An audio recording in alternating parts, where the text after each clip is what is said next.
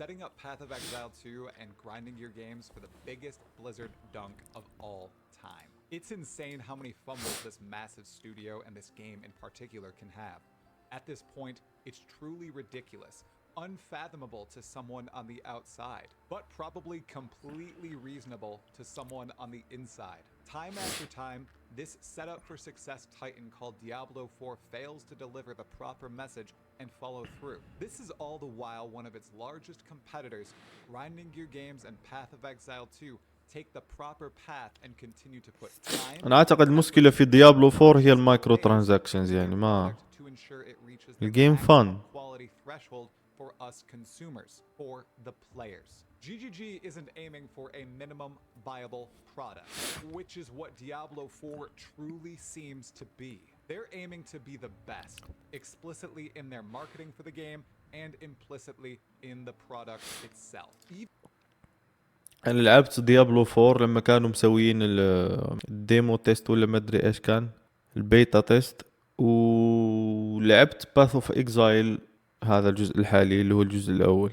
اللي راح اقدر اقول ما راح نحكي عن الجرافيكس، راح نحكي عن الجيم بلاي، لانه الجرافيكس كثير متشابه، ما تقدر هيك فهمت كيف تقارن بينهم صراحة.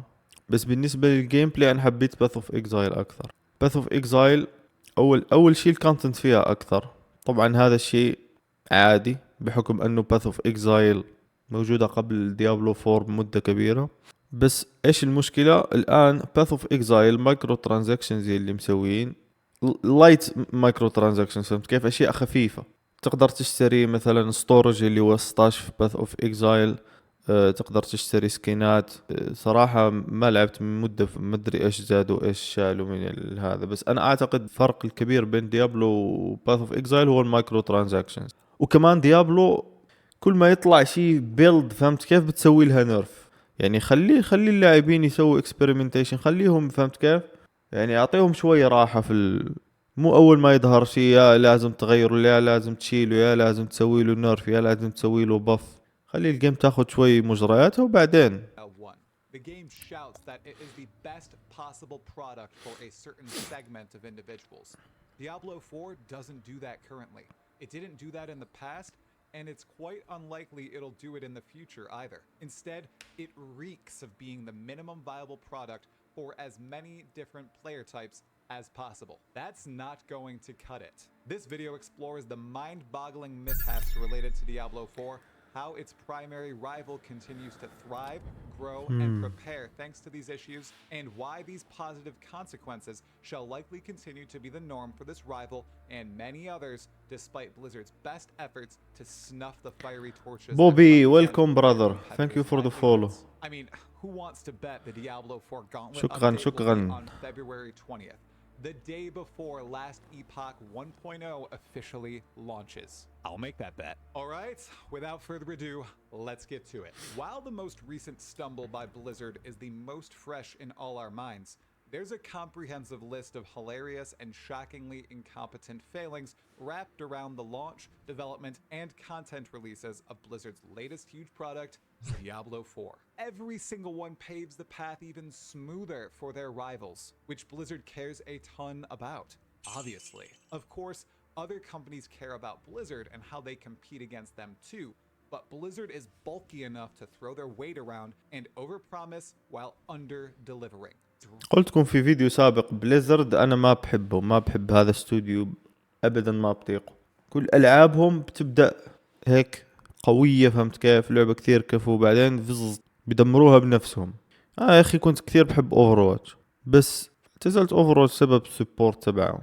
ولما تكلم السبورت يا ما يردوا عليك يا يعطوك رد آلي فهمت كيف، او بيسلكوا لك. ومو بس السبورت فهمت كيف، يعني البالانس في اوفرواتش كان شوي عم يسوء شوي مع الوقت.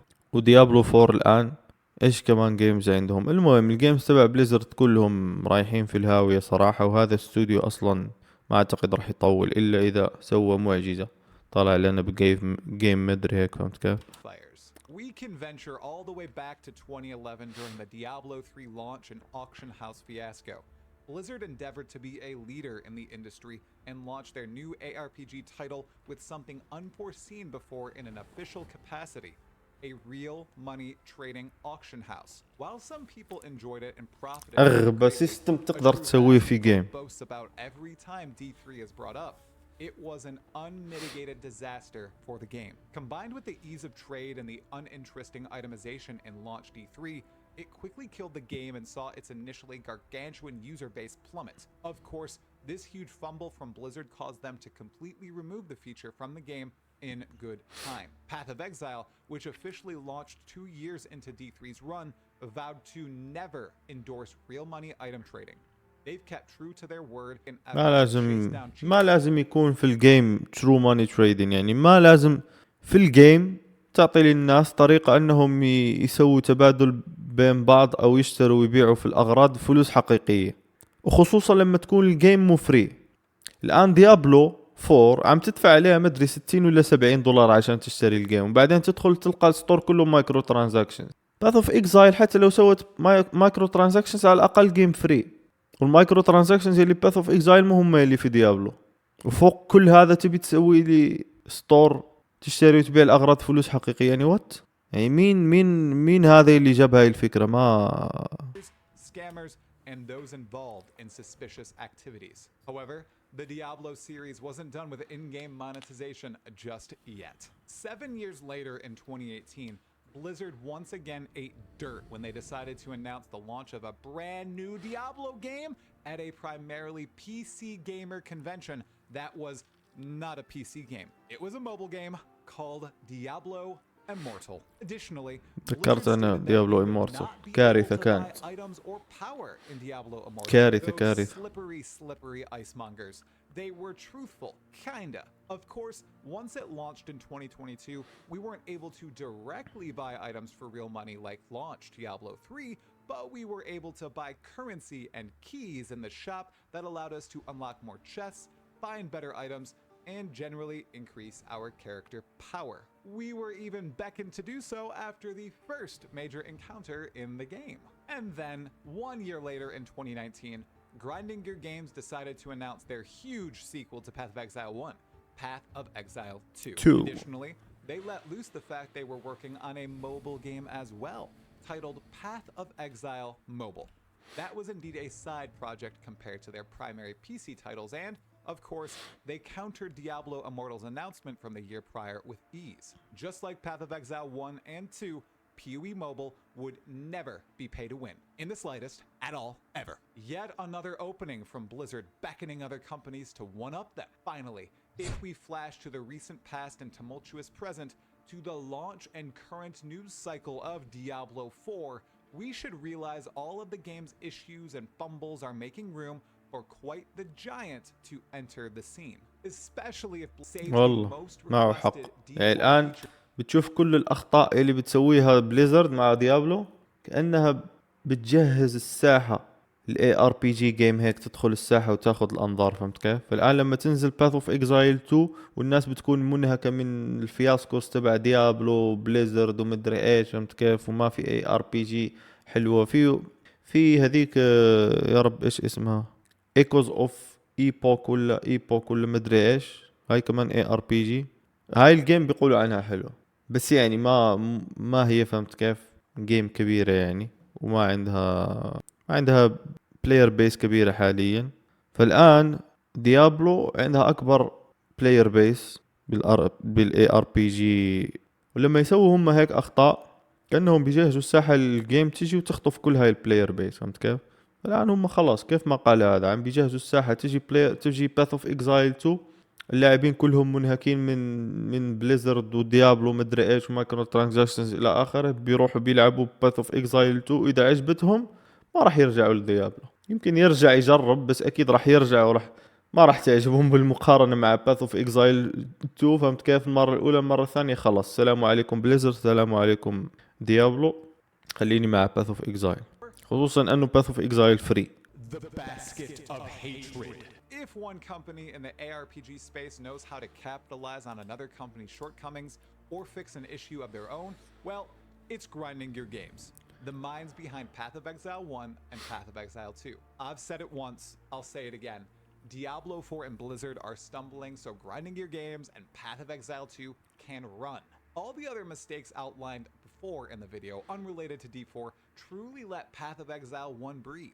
Lots of players migrated from D3 to Path of Exile 1, many of them following one of the largest D3 creators around, Kriparian. He praised Path of Exile and its developers for their ingenuity, dedication to the genre, and seemingly true to form evolution of Diablo 2, an idea many thought Blizzard would pursue with Diablo 3, in tone, in stories, in graphics, in itemization, in everything.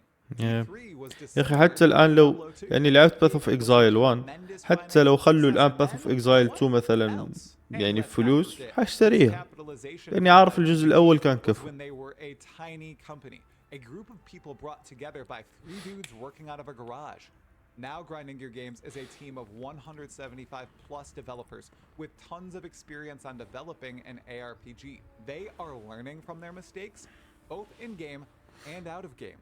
Heck, unlike Blizzard and Diablo 2 or Diablo 3, they are dead set on continuing development of their sequel's prequel once the sequel releases. 3 cheers for Triple G. In spite of all these stumbles from Diablo 4, a lackluster release with no actual endgame, a complete miss when it comes to itemization, botched season launches and ideas, grand promises and complete underdelivery like the Abattoir of Zir or the Gauntlet and leaderboards, and whisperings of the basket of hatred, costing a ton of money and potentially bringing solutions to lots of D4's problems inside of it. Wow, that was quite the list. In spite of all of these, Path of Exile 2 is ready to smash their competition. Blizzard is a marketing company.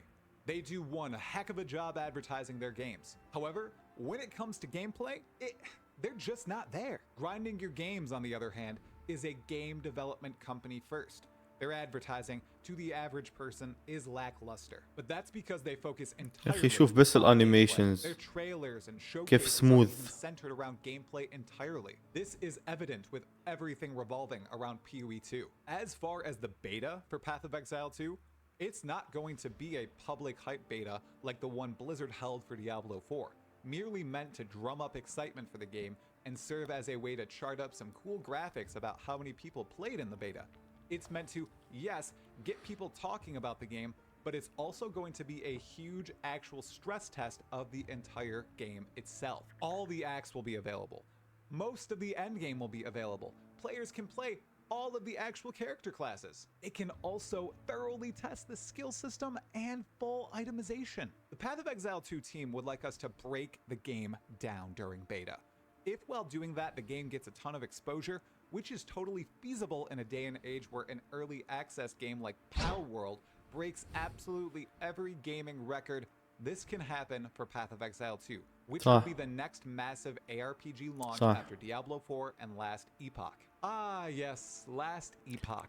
Last Epoch. One would think when yet another independent studio shows you up so soon after a release that took 8,000 developers and more than 7 years to make a reality, you'd start to learn from your past mistakes and make some real changes. But before we discuss that fully, I would like to ask, if you are enjoying this video, please give it a like, subscribe to the channel, hit the sub notification bell, and check out my Patreon. خذ لايك حبيبي خذ لايك. Is on the way. Thank you for the consideration. لأني سويت لايك لازم انتم كمان تسووا لايك على قناتي مو على قناتكم. So, shall the content shortcomings, false promises, and stunted releases continue on with Blizzard as a whole, and Diablo 4 in particular? Yes, everything will continue as usual. Am I cynical? No. Instead, I'm just stating the downright obvious. What's happened for years and years at this point? It's a fact we've all witnessed previously and are seeing now with the release of the biggest ARPG to come out since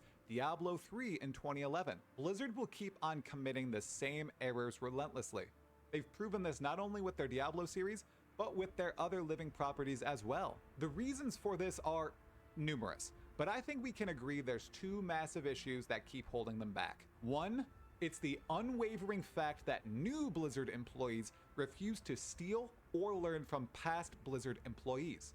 Instead, they strive to make something entirely new and make their mark on the gaming industry. That's not going well at all. All the veterans who made the beloved old Blizzard games have moved on, and the employees who made mildly enjoyed Blizzard games are either gone as well or promoted to areas wherein they aren't actually developing the core games anymore. The people steering this ship aren't knowledgeable or open to change, and even if they were, Blizzard is a Titanic-sized boat.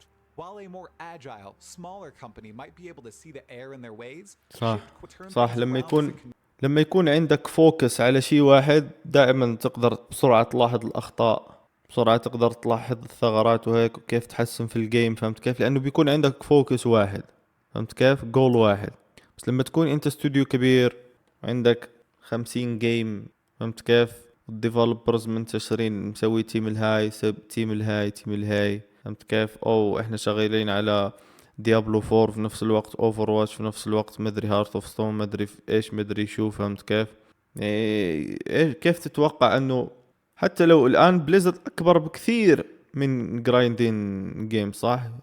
تريبل جي ولا مدري ايش الاستوديو، بس الاستوديو تبع باث اوف اكزايل كل فوكس تبعه على جيم واحدة اللي باث اوف اكزايل 2. وعندك بليزرد يلي منقسمين على كم جيم، فهمت كيف؟ وكم بروجكت. مين تتوقع في هذول راح يسوي افضل؟ طبعا هذول، لانهم عندهم فوكس واحد، كل طاقتهم كل وقتهم كل جهدهم على هاي الجيم خلاص. for Ocean, that's not possible for Blizzard. Any meaningful change will take years, and it will happen painfully slowly. Perhaps too slow to dodge the iceberg they've been heading toward for a long while now. And finally, after a long point number one, point number two, it's the money first angle every Blizzard game is built with nowadays.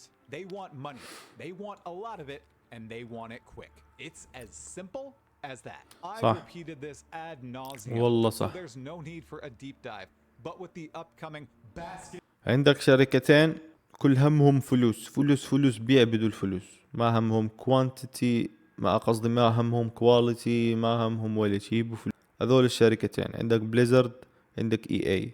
هذول اي وبليزرد رؤوس الافعى، يبوا فقط فلوس، ما بيهمهم ولا شيء ثاني. كيف نجيب اكبر عدد من الدولار، كيف نحلب جيوب الناس، فهمت كيف؟ بيجاوبوا على هذا السؤال، بعدين بيبنوا الجيم حول هذا الجواب، فهمت كيف؟ of hatred stacked to the top with everything Diablo 4 should have had at launch. And remember, this might just be wishful thinking. They're going to make a Titanic-sized boatload of money and repeat the process all over again. Or, and this is a huge or, we can force change and not support this type of decision making. طبعا. Let's vote with our wallets. Let's support the better choices. طبعا يا اخي، يعني احنا البلايرز Of اللي course, this isn't the first time we've discussed some massive Blizzard L's this month. مين اللي بيخلي الاستوديو جشع هيك من غير البلايرز؟ يعني لما يسووا لك مايكرو ترانزاكشنز بهيك جشاعة، وانت تروح وتطلع فلوس من جيبك وتدفع، عم بتشجعهم انه يكرروا هذا الشيء. فاحنا الملامين اولا. يعني لما تشوف جيم ما عم بتسوي اللي عليها وعم بتطلب منك فلوس، لا تعطيها فلوسك يا اخي، خلاص انتظر الجزء اللي جاي، انتظر المدري الابديت الجاي، وبعدين اذا حسنوا اذا طوروا تقدر تعطيهم. مثلا انا بلعب وارفريم فري تو بلاي، حتى انه فري تو بلاي لدرجة فيها طبعا وارفريم فيها مايكرو ترانزاكشنز، فيها سكينات، فيها حتى انه الوارفريمز نفسهم اللي هم الكاركترز او الكلاسز تقدر تجيبهم بالبريميوم كورنسي، صح؟ بس البريميوم كورنسي تبع وارفريم تقدر تجيبها من اللاعبين بالتريد.